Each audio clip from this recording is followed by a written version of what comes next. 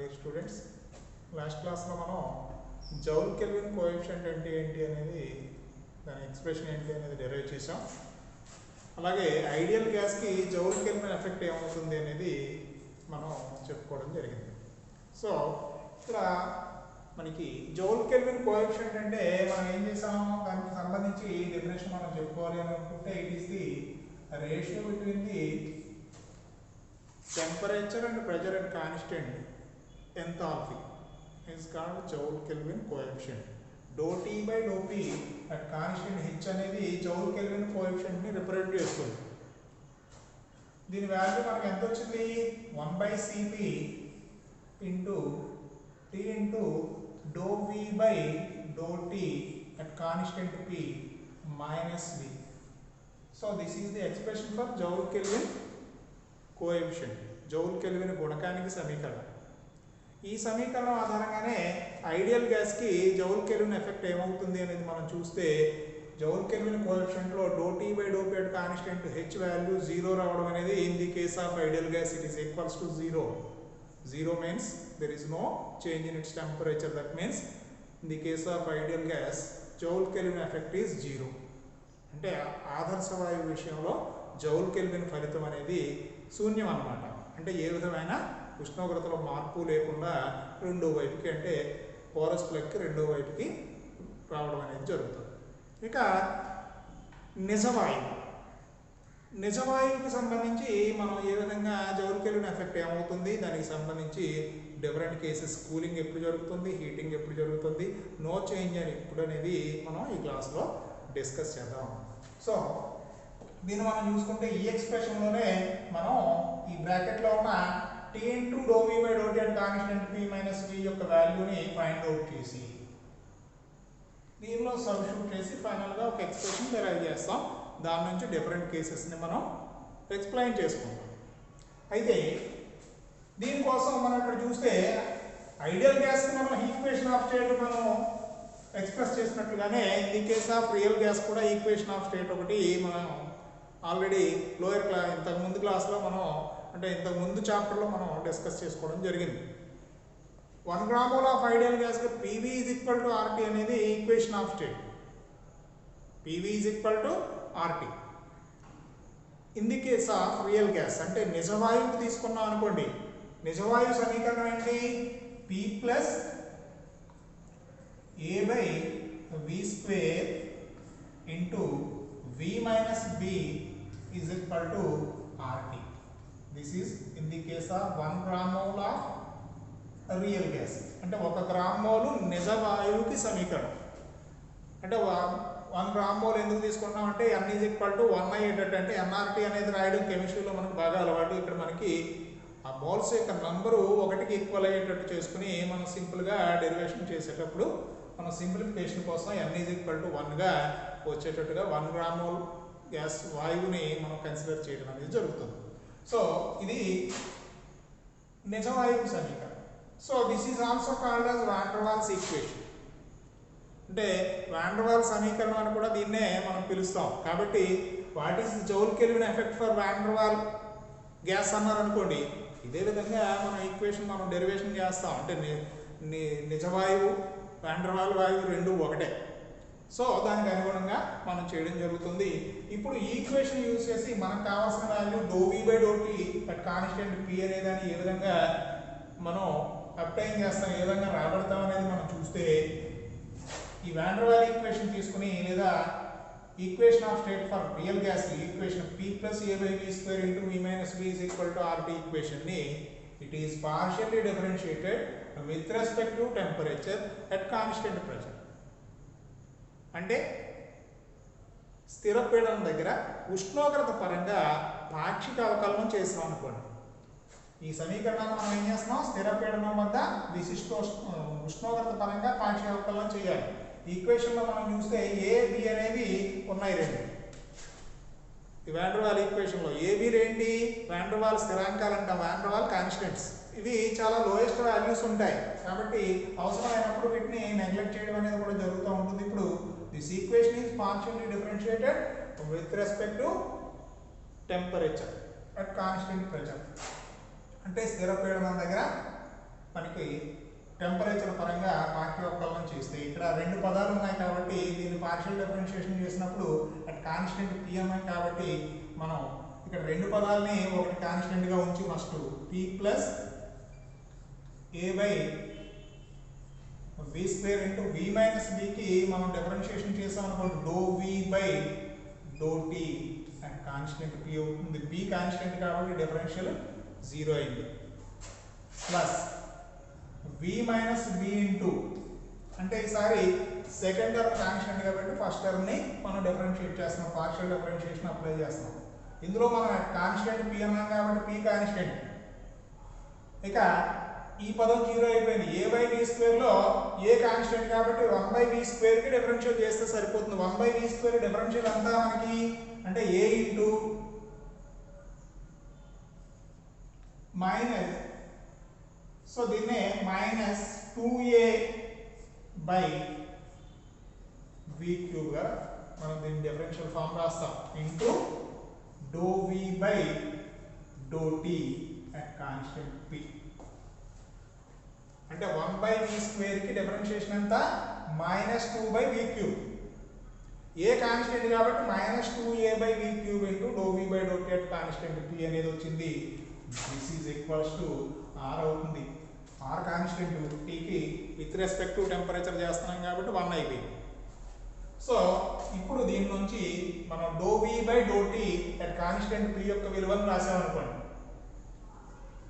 Do v by do t at constant p this is equal to మనకి ఏమైంది r by p plus a by v square minus 2a into v minus b by v cube అంటే do v by do t constant p అనేది రెండు పదాల నుంచి common గా రాసుకుంటే ఇది ప్లస్ ఇది అంటే ఇక్కడ మైనస్ ఇంటూ ప్లస్ మైనస్ అయిపోయింది కాబట్టి ఇక్కడ ఇది వచ్చింది సో మనకి వాన్ డెర్ వాల్ ఈక్వేషన్ నుంచి మనం తీసుకుంటే p plus a by v square is equal to మనకి ఏమవుతుంది ఈ సమీకరణం నుంచి rt by v minus b అవుతుంది so rt by v minus b కాబట్టి this is nothing but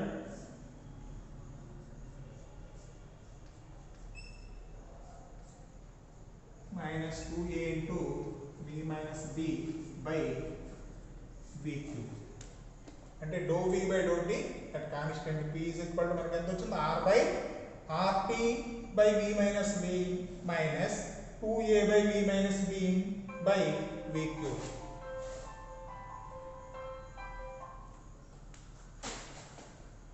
so this implies dou v by dou t at constant p is equal to అంటే దీన్ని కొంత మనం మోడిఫికేషన్ చేస్తున్నాం సో దీన్ని ఏం చేస్తున్నాం అంటే v by v minus b ని కామన్ గా రాసుకుని LCM గా తీసుకుని పైకి తీసుకెళ్ళాం అనుకోండి లేదా ఇంకో రకంగా కూడా చెప్పొచ్చు numerator denominator is multiplied with the term of v minus b తో లవాన్ని హారాన్ని మనం గుణించాం అనుకోండి ఇప్పుడు ఏమవుతుంది r into v minus b by rt minus 2a into v minus b whole square by v cube అవుతుంది so this is equals to r into v minus b by rt minus దీన్ని మనం ఇక్కడ చూస్తే v minus b లో మనకి b అనేది van der Waals స్థిరాంకం van der Waals constant it is neglected because it is very small value compared with v తో పోలిస్తే మనకి b అనేది చాలా చాలా స్వల్పమైన విలువ కాబట్టి ఈ టర్మ్ లో మనకి b ని నెగ్లెక్ట్ చేయొచ్చు అంటే v minus b is nothing but v అన్నమాట అంటే v minus b is equal to ఎంత అవుతుంది v స్క్వేర్ అవుతుంది v స్క్వేర్ అవుతుంది కాబట్టి v square by v cube అంటే 1 బై v అయిందంటే దీన్ని మనం ఇక్కడ v మైనస్ b లో b ని మనం నెగ్లెక్ట్ చేసామని అనుకుంటే ఈ పదాన్ని మనం సింప్లిఫై చేస్తే 2a బై v అవుతుంది ఇప్పుడు దీని నుంచి మనకు కావాల్సిన పదం p into dou b by do t at constant p minus b యొక్క వాల్యూ రాసాం అనుకోండి. సో ఇదేమో dou b by do t at constant p value. దాన్ని ఏం చేసాం, t పెట్టి గుణించాలి కాబట్టి t పెట్టి గుణిస్తే ఎంత అయింది, rt into v minus b by rt minus 2a by b 4 minus b. ఇప్పుడు దీన్ని సింప్లిఫై చేయండి. అంటే rt minus 2a by b ని LCM గా రాసుకున్నాం అనుకోండి. దీన్ని సింప్లిఫై చేస్తే rt minus 2a by b చేస్తే మనకి ఏమొస్తుంది, ఇక్కడ rt into v minus b expand చేద్దాం, rtv మైనస్ rtb సేమ్ అదే పదం వచ్చింది, దాన్ని ఎక్స్పాండ్ చేసి రాసాం. ఇక v ఈ మనం తీసుకుంటే v ఇంటూ దిస్ మచ్ అన్నమాట, అంటే minus rtv minus into minus plus కాబట్టి plus 2a by v into v అంటే 2a మిగిలింది, మైనస్ ఇంటూ మైనస్ ప్లస్ అయిపోయింది. సో దీన్ని సింప్లిఫై చేస్తే దీనిలో న్యూమరేటర్లో మనకి rtv క్యాన్సిల్ అయిపోయింది. అంటే ఇంకేం మిగిలింది మనకి 2a minus rtb by rt minus 2a by b. అంటే దీనిలో rt ని కామన్ గా రాసాం అనుకోండి, 1 మైనస్ 2a బై rtb అయింది. అంటే డినామినేటర్లో మనం rt ని కామన్ గా రాసుకుంటే rt into 1 minus 2a by rtb అన్నమాట. సో ఇప్పుడు డినామినేటర్లో ఉన్న అంటే హారంలో ఉన్న 1 మైనస్ 2a బై rtb ని మనం చూసామనుకోండి, ఈ పదంలో a is the van der Waal constant, another van der Waal constant. This is also a small value, ఇది కూడా చాలా స్వల్పమైన విలువ. సో దీన్ని మళ్ళీ ఏం చేస్తాం, ఆర్టీవీతో డివైడ్ చేస్తున్నాం కాబట్టి ఈ పదాన్ని ఆల్మోస్ట్ మనం నెగ్లెక్ట్ చేయొచ్చు. Or 1 minus 2a by RTV is nearly equal to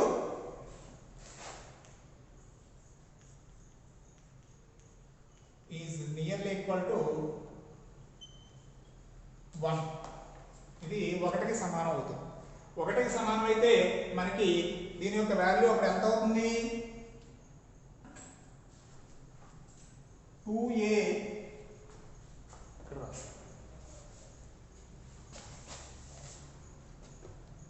so దీని నుంచి మనం ఆ కండిషన్ మనం అప్లై చేసుకుని మనం సింప్లిఫై చేస్తే t into do v by do t at constant p minus v is equal to మనకి ఎంత అవుతుంది, 2a minus rtb by rta.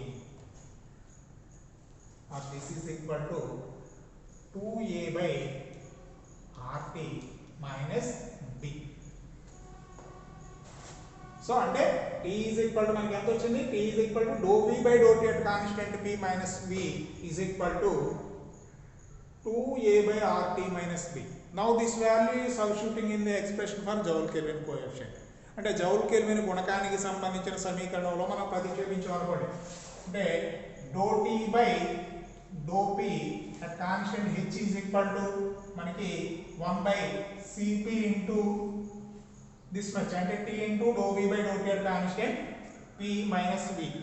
But T into do V by do T at constant P minus V is equal to మనకి 2a by RT minus B. కాబట్టి ఈ value substitute చేసుకుంటే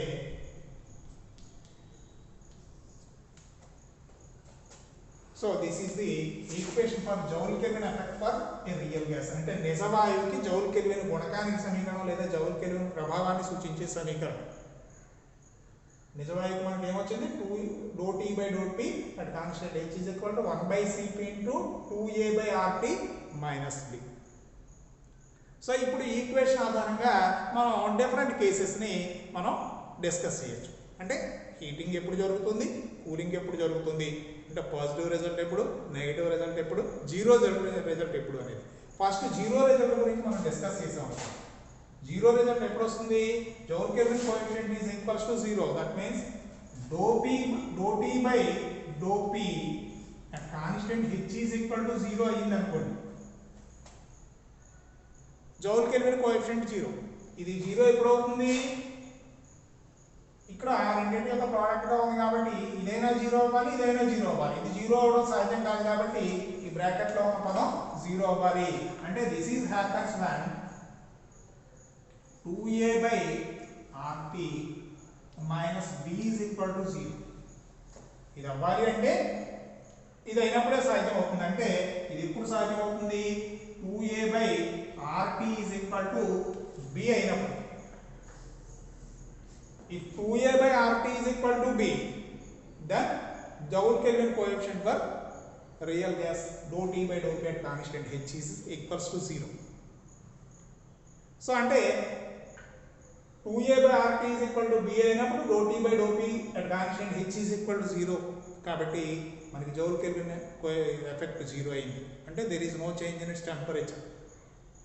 అయితే change లేని సందర్భం మనకి ఎప్పుడు టెంపరేచర్ ఇనీషియల్ టెంపరేచర్ ఇన్వర్షన్ టెంపరేచర్కి ఈక్వల్ అయినప్పుడు కండిషన్లో మనకి జౌల్ కెల్విన్ ఎఫెక్ట్ 0 అవుతుంది అన్నమాట. కాబట్టి ఇక్కడ ఈ టెంపరేచర్ని ఇన్వర్షన్ టెంపరేచర్గా మనం చెప్పుకోవచ్చు.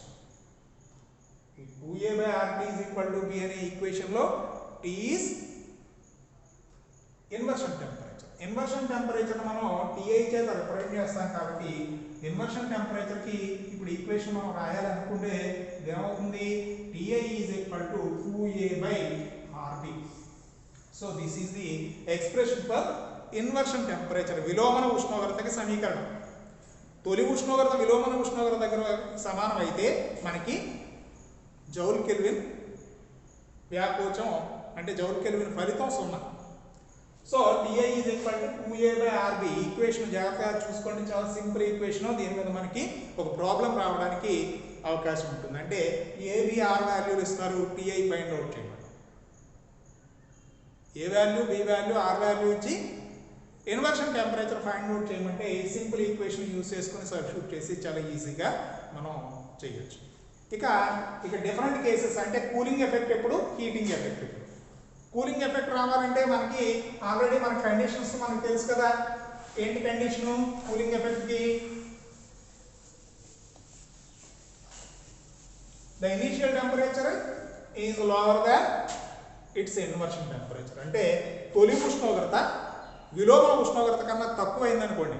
Initial temperature is lower than or less than inversion temperature. విలోమ ఉష్ణోగ్రత కంటే T is less than Ta. అంటే తొలి ఉష్ణోగ్రత విలోమ ఉష్ణోగ్రత కన్నా తక్కువ ఉంది అనుకోండి, పాజిటివ్ అన్నమాట. అంటే దీని అర్థం ఏంటి? పాజిటివ్ రిజల్ట్ వస్తుంది అంటే కూలింగ్ ఎఫెక్ట్ వస్తుంది. అంటే T is less than Ti, then dou T by dou P at constant H is positive. అంటే కూలింగ్ ఎఫెక్ట్ వస్తుంది అన్నమాట. కూలింగ్ ఎఫెక్ట్ అంటే ఏంటి? మనకి టెంపరేచర్లో డిక్రీజ్ ఏర్పడుతుంది, అంటే వాయువు చల్లబడడం జరుగుతుంది. అలా కాకుండా T is greater than Ta అంటే initial temperature is greater than inversion temperature. అంటే మనం ఏదైతే వాయువు యొక్క విలువను మనం వాయువును పరిశీలిస్తున్నామో ఆ వాయువు యొక్క తొలి ఉష్ణోగ్రత విలోమన ఉష్ణోగ్రత కన్నా ఎక్కువ ఉంది అనుకోండి. అంటే అప్పుడు ఏమవుతుంది? దీన్ని ఇంకో రకంగా కూడా రాయొచ్చు. అంటే Ti is equal to 2a by rb కాబట్టి T is greater than 2a by rb అని కూడా రాసుకోవచ్చు. ఇలాగ అయినప్పుడు మనకి ఏమవుతుందంటే dou T by dou P at constant H is negative. అంటే నెగిటివ్ అయింది అంటే ఇన్వర్స్లీ ప్రపోర్షనల్ గా ఉన్నాయి కాబట్టి హై ప్రెజర్ టు లో ప్రెజర్ వాయువు ట్రాన్స్ఫర్ అవుతుంది కాబట్టి ప్రెజర్ తగ్గింది కాబట్టి టెంపరేచర్ ఈ కేసులో మనకి పెరుగుతుంది, అంటే హీటింగ్ ఎఫెక్ట్ వస్తుంది అన్నమాట. సో ఈ విధంగా మనం రియల్ గ్యాస్కి జౌల్ కెల్విన్ ఎఫెక్ట్ ఏ విధంగా ఉంటుంది అనేది మనం డిస్కస్ చేయొచ్చు.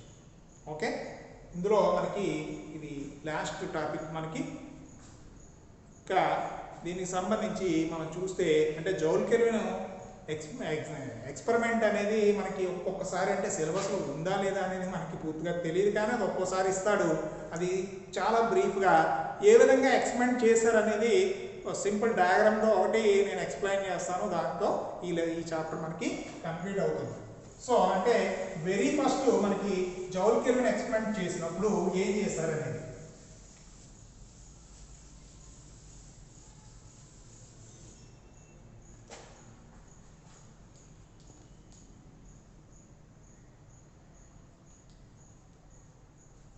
అంటే మొట్టమొదటి జౌల్ కెల్విన్ అనే సైంటిస్టు ఈ ఎక్స్పెరిమెంట్ చేసినప్పుడు ఒక పొడవాటి గాజు బొట్ట అన్న దాన్ని తీసుకోవడం జరిగింది.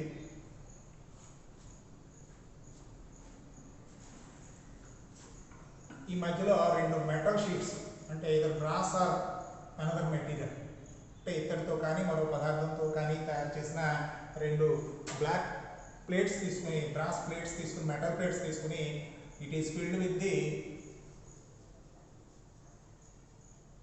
వూల్ ఆర్ కాటన్ అంటే ఉల్లితో కానీ లేదా కాటన్తో కానీ ఫిల్ చేసి పోరస్ ప్లగ్ని డిజైన్ చేయడం జరిగింది. సో దీని చుట్టూరా టెంపరేచరు చేంజ్ అవ్వకుండా అంటే పోరస్ ప్లగ్ దగ్గర టెంపరేచర్ చేంజ్ అవ్వకుండా ఇక్కడ బాక్స్ వుడ్ మెటీరియల్ ఒకటి ఏర్పాటు చేసి పూర్తిగా ఐసోలేట్ చేస్తాం అంటే ఇన్సులేట్ చేస్తాం అన్నమాట. అంటే దీనివల్ల అంటే పోరస్ ప్లగ్ మీద బాహ్య ప్రభావం ఉండకుండా చేసి both sides they provide 2 thermometers for measuring the temperatures. అంటే ఇక్కడ ఇది తొలి ఉష్ణోగ్రత T1 అనుకుంటున్నాం కాబట్టి ఈ 2 థర్మామీటర్ని T1 T2 చేత మనం రిప్రజెంట్ చేయొచ్చు. సో ఇది T1 అంటే ఇనీషియల్ టెంపరేచర్ అంటే before joule kelvin expansion, after joule kelvin expansion. ఇక ఈ bottom of the tube is connecting with the cylinder piston arrangement అంటే ఘర్షణ లేని ముషలకంతో కూడిన ఒక స్తూపంకి కనెక్ట్ చేస్తాం with the help of spiral tube అంటే ఒక సర్కులాకారక గొట్టం ద్వారా దీన్ని కనెక్ట్ చేయడం జరుగుతుంది.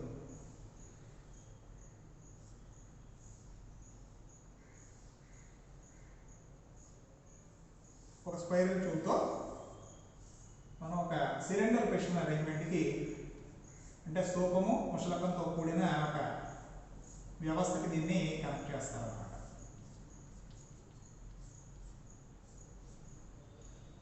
సో ఏ వాయువుని అయితే మనం ఎగ్జామిన్ చేయాలనుకుంటున్నామో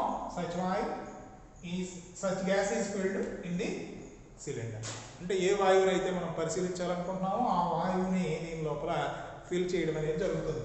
ఇక ఈ మొత్తం అంతటిని కూడా ఒక వాటర్ బాత్ లేదా వాటర్ టబ్లో దీన్ని ఫిక్స్ చేస్తాం ఫర్ మెయింటైనింగ్ యూనిఫామ్ టెంపరేచర్ అంటే ఇనీషియల్ టెంపరేచర్ ఓవరాల్గా అంతా కూడా స్థిరంగా ఒకే విధంగా ఉండేటట్టు చేయడం కోసం ఒక వాటర్ బాత్ దీన్ని W అనేది రిప్రజెంట్ చేస్తాం, దీనిలో ప్లేస్ చేస్తాం.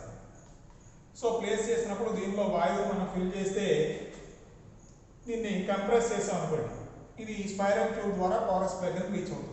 ఈ స్పైరల్ ట్యూబ్ ఇక్కడ ఎప్పుడైతే స్పైరల్ ట్యూబ్ మనకు ఉందో నెమ్మదిగా వాయువు ప్రయాణం చేయడం అనేది జరుగుతుంది. దానివల్ల ఈ కంప్రెషన్ వల్ల అడిషనల్ హీట్ ఏమైనా ఉంటే it is removed by the water అంటే సంకోచం చెందించడం వల్ల అంటే అధిక పీడనం మనం కలిగించాం కాబట్టి దానివల్ల కలిగిన ఉష్ణోగ్రతని ఈ వాటర్ అబ్జార్బ్ చేసుకోవడం ద్వారా ఇనీషియల్ టెంపరేచర్ దగ్గర స్థిరంగా ఉంటుంది.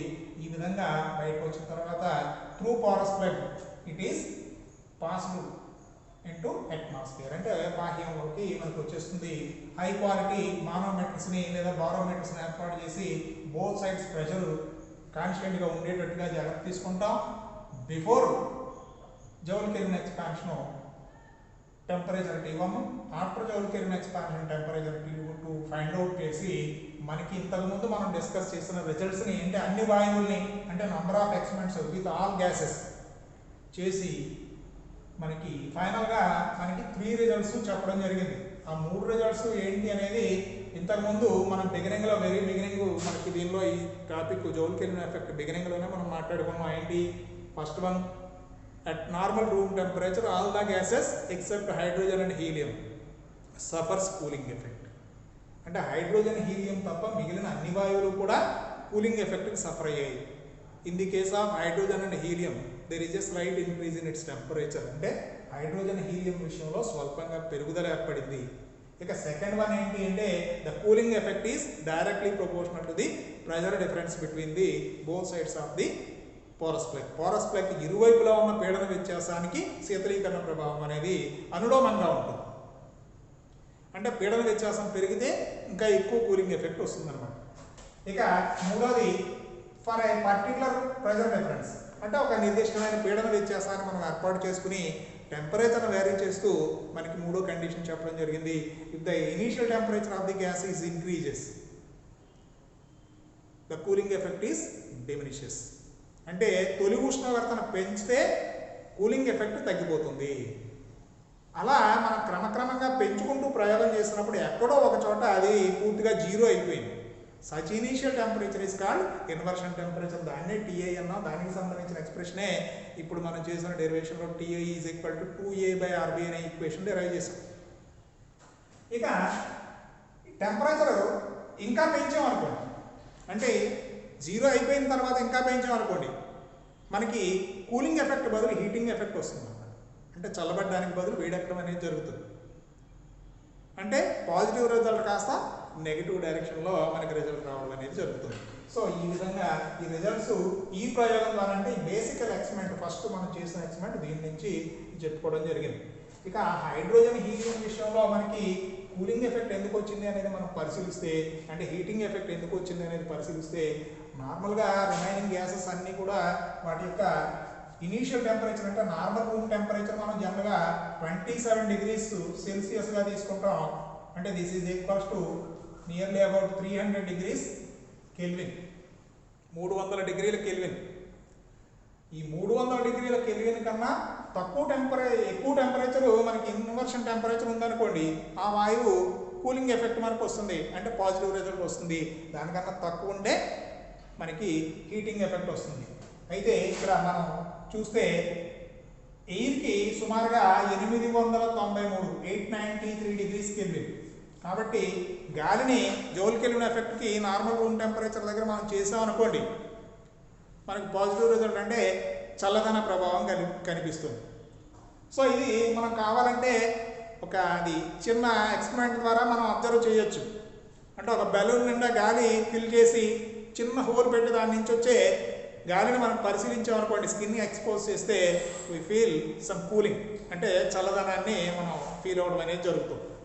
సో ఇక ఆక్సిజన్ తీసుకున్నాం అనుకోండి, inversion temperature is nearly about 1050 సుమారుగా 1050. కాబట్టి ఆక్సిజన్ కూడా మనకి ఇక్కడ రావడం జరుగుతుంది. But in the case of hydrogen and helium, హైడ్రోజన్కి ఇన్వర్షన్ టెంపరేచర్ అనేది టీఐ మనకి ఎంత అంటే 222 degrees కెల్విన్.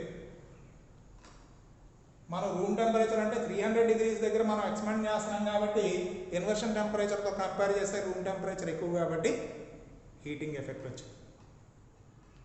అదే బిలోది 222 మనం చేయగలిగామనుకోండి, మనకి కూలింగ్ ఎఫెక్టే వస్తుంది. అలాగే in the case of this is for hydrogen. హీలియంకి మనం ఏంటి అనేది మనం పరిశీలిస్తే TI is equals to 34 degrees Kelvin, అంటే 34 degrees. 34 అంటే దీన్ని మనం సెల్సియస్ స్కేల్లో రాసుకున్నాం అనుకోండి, ఎంత అవుతుంది? దిస్ ఈజ్ -239 degrees Celsius అనమాట. అంటే 0 degrees Celsius కన్నా సుమారుగా 239 degrees కిందకి రావాలి. అక్కడ మనం చేస్తే రిజల్ట్ 0 వస్తుంది, ఎంతకన్నా తక్కువకి వెళితే పాజిటివ్ రిజల్ట్ వస్తుంది. కాబట్టి హైడ్రోజన్ హీలియం విషయంలో మనకి నెగిటివ్ రిజల్ట్ రావడానికి, అంటే హీటింగ్ ఎఫెక్ట్ రావడానికి కారణం వాటి యొక్క ఇన్వర్షన్ టెంపరేచర్స్ నార్మల్ రూమ్ టెంపరేచర్తో కంపేర్ చేస్తే చాలా తక్కువగా ఉండటం. సో ఇది ఈ జౌల్ కెల్విన్ ఎఫెక్ట్ అనేది it is used in liquefaction of gases, అంటే వాయువుల్ని ద్రవీకరణలో వీటిని మనం ఉపయోగించడం అనేది జరుగుతుంది. ఈ లిక్విఫికేషన్ ఆఫ్ గ్యాసెస్ అనేది మనం నెక్స్ట్ టాపిక్, అంటే నెక్స్ట్ యూనిట్ లో టెంపరేచర్ ఫిజిక్స్, అల్ప ఉష్ణోగ్రత భౌతిక శాస్త్రంలో మనం నేర్చుకుంటాం. దానిలో ఏ విధంగా ఈ జౌల్ కెల్విన్ ఎఫెక్ట్ అప్లై చేసి గ్యాసెస్ని లిక్విఫై చేస్తాం అంటే వాయువుల కింద మారుస్తాం అనేది మనం చూద్దాం. వాయువుల్ని ద్రవాల కింద మార్చడం అనేది మనం నెక్స్ట్ క్లాస్లో అంటే లిక్విఫికేషన్ కింద ఏ విధంగా మారుస్తాం అనేది మనం చూద్దాం. అందులో మనకి సిలబస్లో ఉన్నది కేవలం హీలియం లిక్విఫికేషన్ ఒకటే, కానీ మనకి ఒక సిస్టమేటిక్గా మనం చేసుకుని వెళ్ళినప్పుడు మనకి టెక్స్ట్ బుక్ మీరు ఒకసారి తీసుకుని ఫాలో అయ్యారనుకోండి, ఎయిర్ లిక్విఫికేషన్ ఉంటుందంటే గాలి ద్రవీకరణ, దాని తర్వాత హైడ్రోజన్ లిక్విఫికేషన్, ఆ తర్వాత హీలియం లిక్విఫికేషన్ ఉంటుంది. అయితే మనకి హీలియం లిక్విఫికేషన్ ఒకటే ఉంది కాబట్టి సిలబస్లో దాని గురించే డిస్కస్ చేస్తాం.